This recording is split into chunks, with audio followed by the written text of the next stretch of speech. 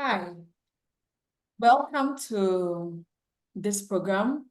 My name is Finance Dietitian, and today we are going to discuss an important topic which bothers women. I get people asking me, my hair is falling out, my hair is breaking, and what do I do to grow my hair? People send me DMs. Is there a particular food I can eat to grow my hair? And I have been a victim of hair growth.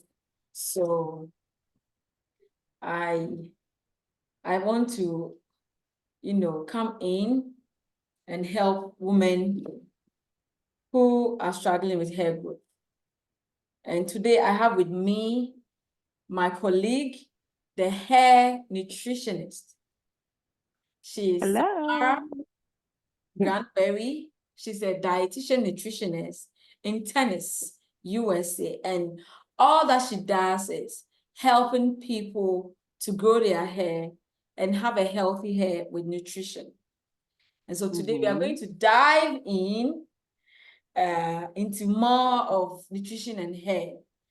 Nutrition and hair. So you're welcome, Samara, to this Thank you live so session. much. I'm excited to talk And my about one of viewers my and my favorite topics. followers and audience are happy to see you and hear from you. So, yeah. So, for me as a dietitian, I know that nutrition plays a role in every part of the body, which the hair is not an exception. For a baby to have a hair, there should be some form of proper nutrition. Proteins are responsible for hair growth. But hey, Yeah. you are the expert, the dietitian nutrition expert in hair. So can you tell us, does nutrition has any connection with hair growth? Does it have any link? Yeah, absolutely. I think, like you said, nutrition plays an important role in any part of the body, and hair is no exception. But the thing with hair is a non-essential tissue, right? Which means that the body doesn't require it to live. Right. So when we think about like what the body is really prioritizing when it comes to its nutrients, it's not the hair, because if we were bald, we would still live. If we didn't have any hair, we could still be healthy. Our body is going to prioritize our organs like our heart and our brain and our stomach, right? And those types of things. And um, so yes, nutrition and hair are very closely related. Nutrition is one of the leading causes of hair loss. You think about iron deficiency, vitamin D deficiency, just hypocaloric diets in general. I think we see that we're seeing that a lot with like diets and diet medications, and people not eating enough, so then they're losing their hair along with the weight loss. Um, so yeah, to answer your question, absolutely, there is definitely a connection between nutrition and hair, or else I wouldn't be doing my job. So Yeah, yeah, it does. It does. And people or women or people want their hair to grow faster. Even men who keep their hair want their hair to grow faster. And if you're a mm-hmm. woman and then your hair has fallen out, you want your hair to grow faster, become lengthier, shiny, heavy, and all that. What grows Mm-hmm. hair faster? Is it Mm-hmm. cosmetics or is it nutrition? What makes hair grow faster? Yeah. Mm-hmm. I feel like we live in like a space where like we want, and like I'm sure you see this with nutrition, people want one answer, right? They want a pill. Give me something just quickly that will fix everything. But unfortunately, that's not the case, right? We have to actually put in work. We have to, bring together lots of different things, because the body is complex. We weren't just built to just like do this one thing, give it this one thing, and that's all it needs. And so when we think about like what grows the hair, what makes the hair grow faster, it's not just one thing, and it also is very unique to each person. You mentioned genetics. Genetics is a huge part of it. And again, we see this in nutrition and really any type of space where people are like marketing. Oh, look at my hair. My hair is this long, so I can sell you my product. Because if you do what I did, then your hair is going to look like mine. When they have a completely different DNA than we do, you know? And so I think genetics is really important because the length of your mother's hair, your father's hair, your aunts, you know, people in your family can definitely be linked to, is definitely linked to the length that your hair might be. And then as far as diet and nutrition, generally like the basics, like covering the basics will really ensure that you give your hair what it needs to grow. So protein, making sure you're eating good amounts of protein rich foods. Vitamin D is a big one. So getting outside, letting your sun, so your skin soak up the UV rays in a safe way. Obviously, vitamin C is important. So vitamin C you get from peppers, tomatoes, citrus fruits. That's important because it's a cofactor, so it helps with collagen production, and collagen is important for creating healthy hair. And then some other ones are like iron. So iron is what the hair is feeding off of. The blood, right? That blood flow is really what is helping they feed the hair. And so iron is a important part of hemoglobin, right, which is in the blood. And so iron deficiency, especially in premenopausal women, is really prevalent, and it's important. We're looking at the reasons why hair is not growing, or if your hair is falling out, looking at your iron levels, because the body needs adequate amounts of iron. So those are the ones I would say related to like nutrition that you would want to look out for, and then zinc as well, which is less of a common deficiency. But correcting any nutritional deficiencies, and then lastly, topical. So topically, yes, but which I think this is the interesting part that I like kind of say this last because topicals are usually one of the first things that we go to when we want to grow our hair, right? What oil can we put on it? Yes. Which cream can we put on it? But honestly, I think that's the last approach. It should not be the first approach, right? Great. But it's the easiest one, and so that's the one that we usually just go to. What can we just like put on our hair? We don't have to make any behavior changes, any lifestyle changes, any diet changes. We could just put something on our hair, but once the hair comes out of your scalp, it's a dead tissue. Okay. Right? So as soon as it comes out of your scalp, it's dead, which means that like you really can't impact hair growth from the outside in.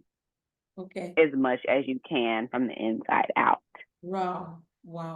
And so creams, oils, things like that, they only have a small amount of impact on the hair unless you go to a dermatologist or something like that when they like inject it into the scalp, or you're doing something like microneedling where you are like, you know, puncturing the scalp.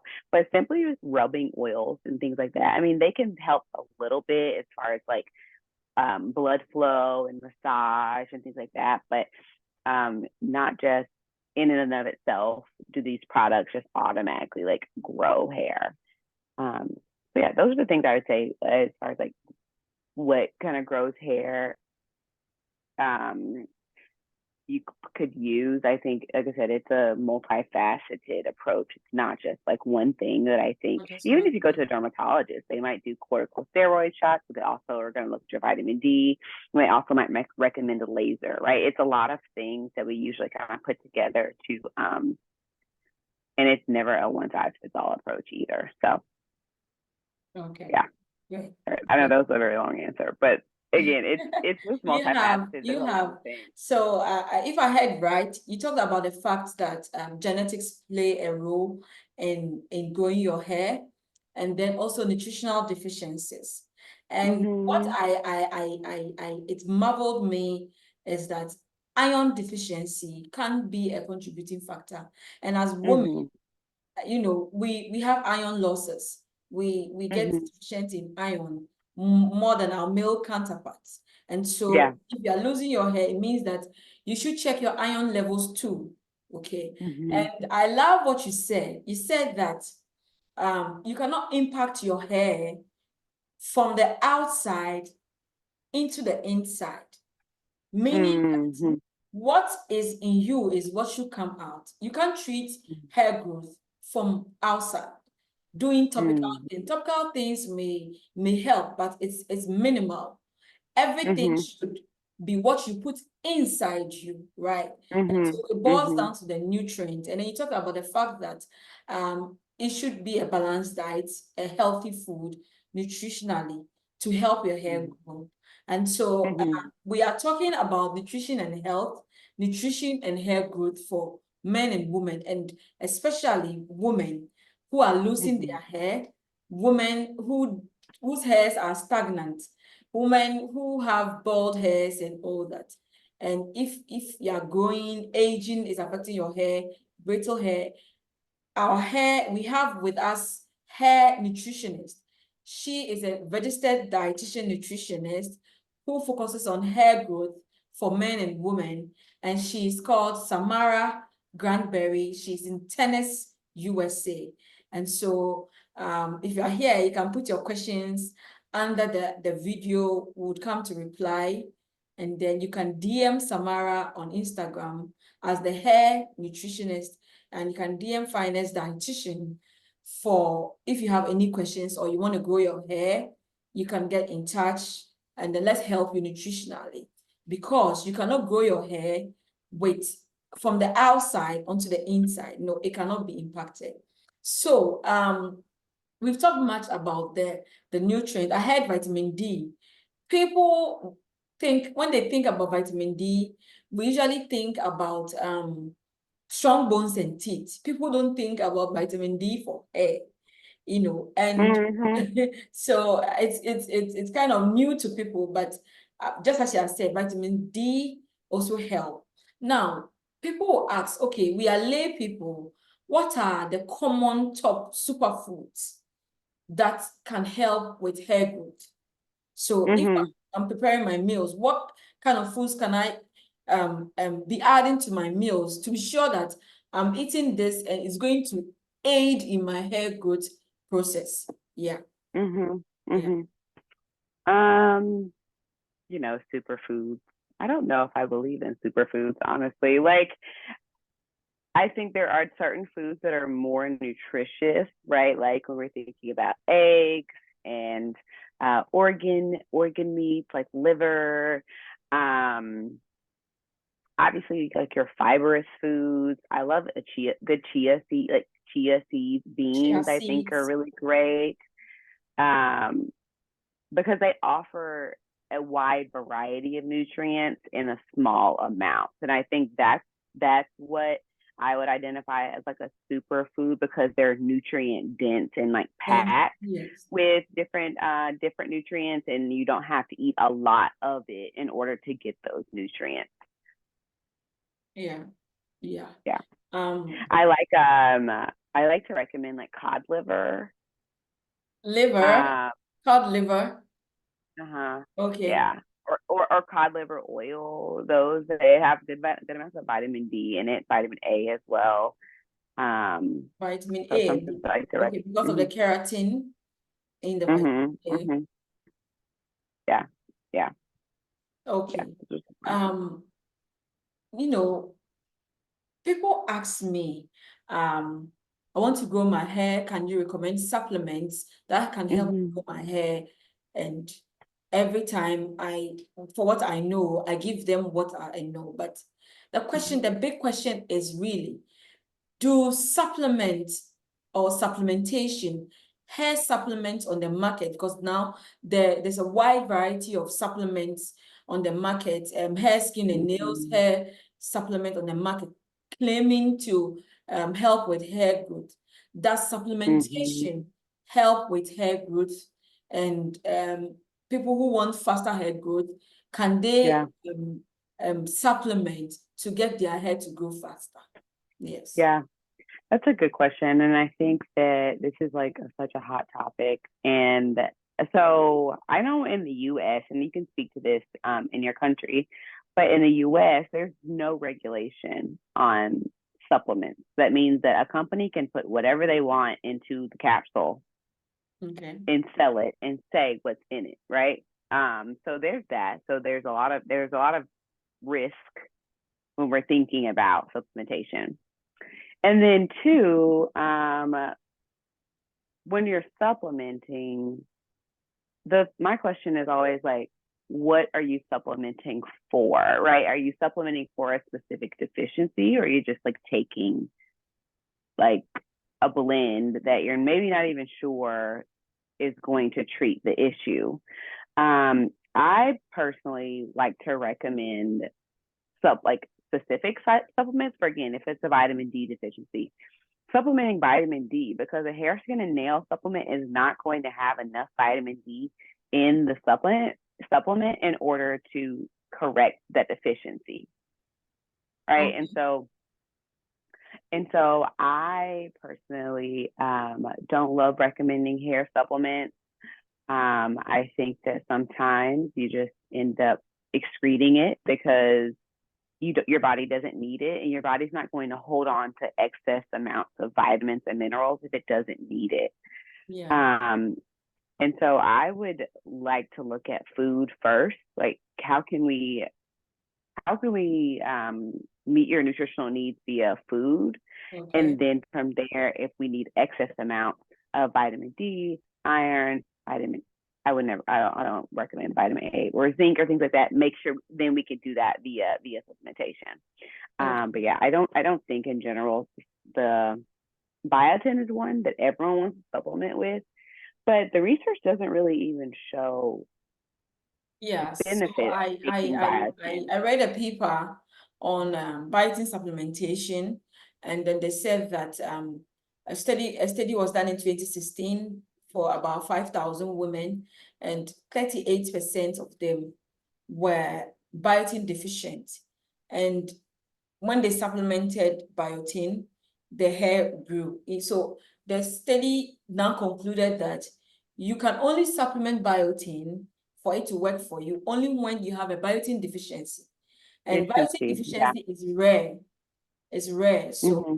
you cannot get up and say that I am supplementing biotin, because you have to run a vitamin test to know which ones you are deficient in. Right. But you can Yep. tell. Yeah. Yeah. Yep.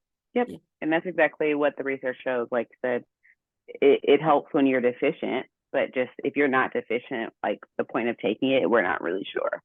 Mhm. Yeah. So I mean, talking about the supplement. So I was asking if there are supplements for hair growth that you personally recommend to your client, or if there's Mm-hmm. none, it's okay. But then is there any food that is topical that can Mm-hmm. be applied for hair growth? I want to take this again so that our viewers will get it right. Mm-hmm. Yeah, I don't really recommend putting hair on the, I mean, putting food on the hair, honestly. I know it's a big thing on social media, Yeah. Instagram and TikTok and YouTube. People are putting eggs and So, I mean, I want to mayo and ask again, honey. is there any food, I mean, the foods that are topical? Because I see people mixing all sorts of things. Some people mix rosemary with cloves and coconut oil, heat it, mix it with shea butter, and then apply it on their scalp. And these are claims that it grows hair. As a hair Mm-hmm. nutritionist or a dietitian, for hair growth, what do you think? And do you know any Yeah. foods that are for topical use for hair growth? Yeah. Mm-hmm. Yeah, like I said, I don't really recommend putting food on the hair. Rosemary does actually have herbs. I would say herbs are different, right? So I'll talk about food first. So like honey, eggs, avocado. I've seen people put oranges, strawberries on the hair. Like that just sounds like mold to me. When you put the food on the hair, is it Yeah, gonna clean out well? Are you wasting food? Because we know when we eat food, we have digestive enzymes that break the food down, so sure. then our bodies can actually absorb it and put it back together to put it where it needs it. But when we put it on our hair, these molecules are actually too large to even actually penetrate the hair, and so I don't usually recommend putting food on the hair. Now, herbs I do like, especially, for example, like calming herbs like lavender, um, peppermint, um, things like that can be really, really helpful. Chamomile, calendula can be really helpful in like calming the scalp if there's inflammation. Okay. So if there's like inflammation from traction alopecia or CCCA or things like that, you can Mhm. really help to calm the scalp with those herbs, Okay. um, to So slow down the inflammation. herbs help with a hair growth and calming of the scalp and all that, right? They can. Okay. They can. Okay. Yeah. And like you were mentioning, rosemary.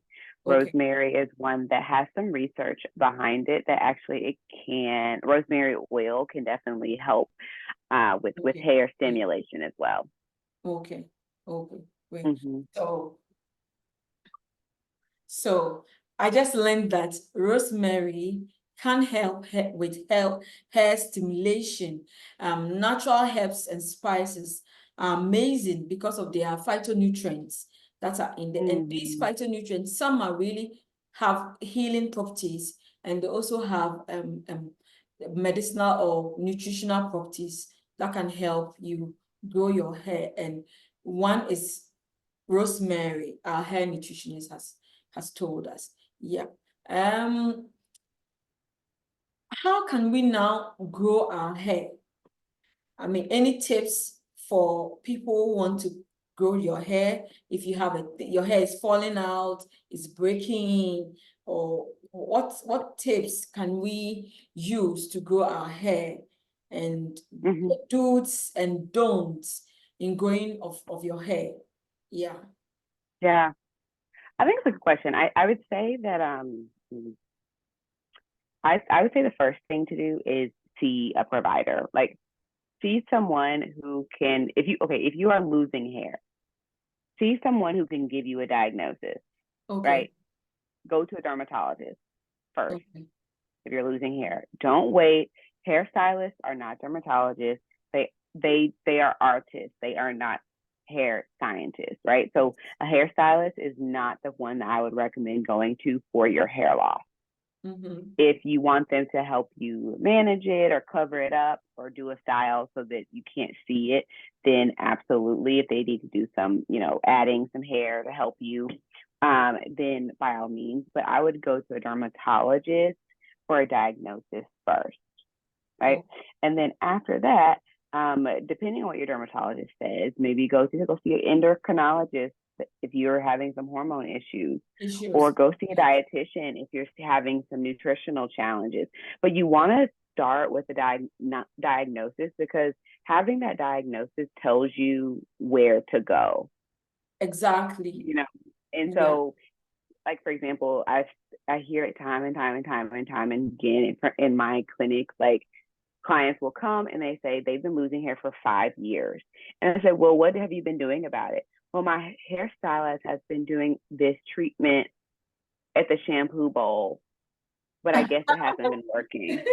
And it's just like your hairstylist doesn't even know what, The you know, science behind your hair growth. yeah, or they don't know like your diagnosis. So what were you treating? Exactly. Like what were they treating? And so it's important to have a diagnosis because that gives you the direction, and then from there you can start to create your treatment team. So maybe you have your dermatologist, an endocrinologist, your hairstylist, and a dietitian, who can help you address all the different factors that's causing your hair loss. So I would say start there. And then I would say just generally for healthy hair, if someone is noticing like some hair changes, just to like look at their diet. Like what are you eating? Are you eating enough? That's Yeah. a huge one. Hair requires energy to grow, and we get our energy through our food. So are you eating enough food? Are you eating a variety of food? You know, proteins, carbohydrates, fat. Are you always like eating fast food or, you know, not very nutrient dense foods? Are you going long periods of time without eating? Gut issues, you know, are you always having diarrhea after you eat, or you always have constipation? Like those things could really tell you that maybe something's happening with your gut, and you know your body isn't able to like absorb the food that it needs to then create healthy hair. So yeah, I would say those are like some tips to get started. I know people always just want me to tell them to like take this supplement and like use this hair product, but it's just not that easy, you know. And I want to be an ethical practitioner that tells people like things that are going to actually help them and not just like, you know, Yeah. make Yeah. a quick dollar. So It's true. what I'll say, let me say this. One thing that I feel like is generally safe is rosemary oil. You can get Red rosemary oil and start doing massages on your scalp. Maybe while you're waiting for your dermatology appointment, that's something you could easily start. Like Okay. topically doing daily massages with rosemary oil on your scalp. Okay. Okay. Yeah. Great. Mhm. Great. So, Yeah. this one is out of the thing, but it's February and we are doing Black History Month, and Black dietitians matter because we love our cultural foods. We understand our cultural food. We know the preferences of our culture and our cultural people. Yeah. What do you have to say about Black hair? Because most Black women now do not like their hair, and Mm-hmm. I am no exception. So people are putting on wigs and Asian hair, and we are not proud of our Black hair. Yeah. Yeah, what do Yeah. you have to say about Black hair, and how can we keep it? How can we love it? You know, as part of Mm. our roots. And I like the Yeah. fact that your company name is Feeding the Roots. So Yeah. yeah, Yeah. Yeah. Man, thank you. There's a whole conversation. I mean, yeah, it is. and what can we do? I mean, we know that it's rooted from a lot of racism, right?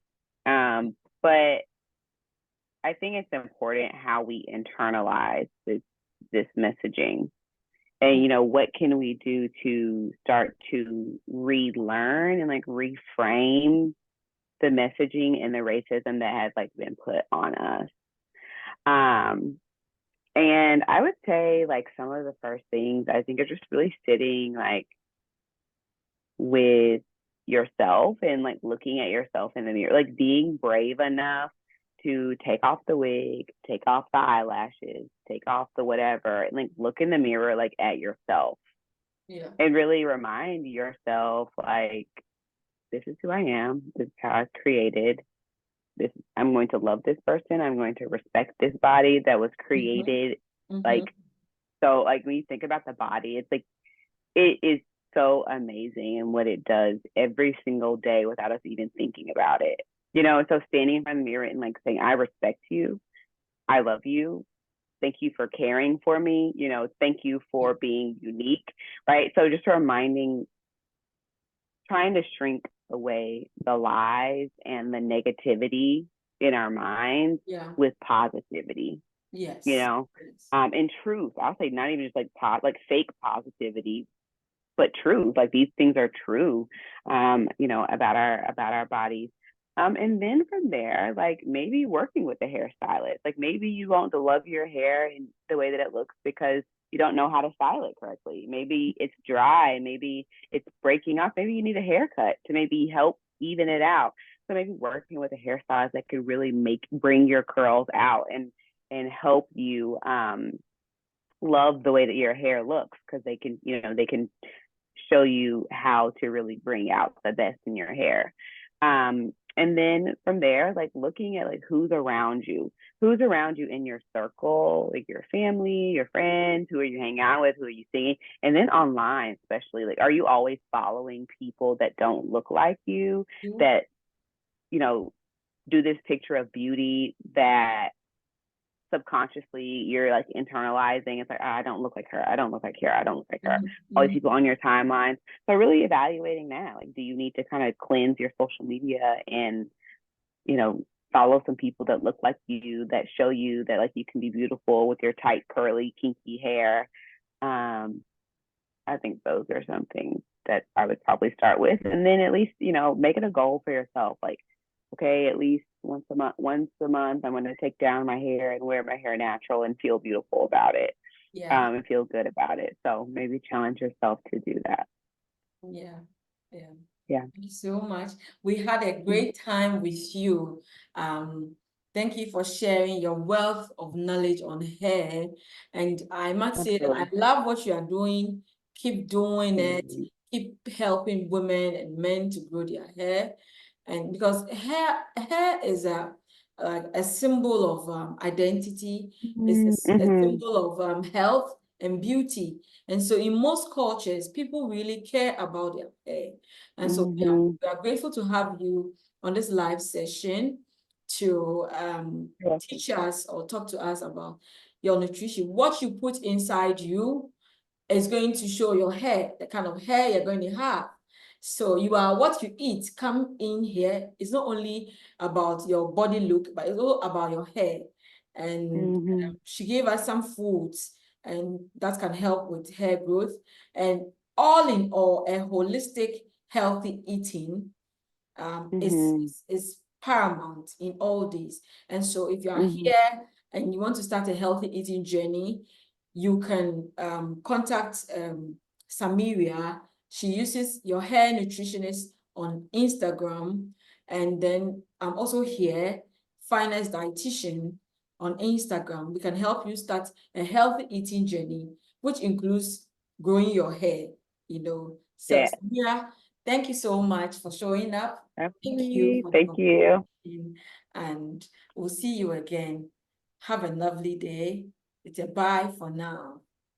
Bye. Bye.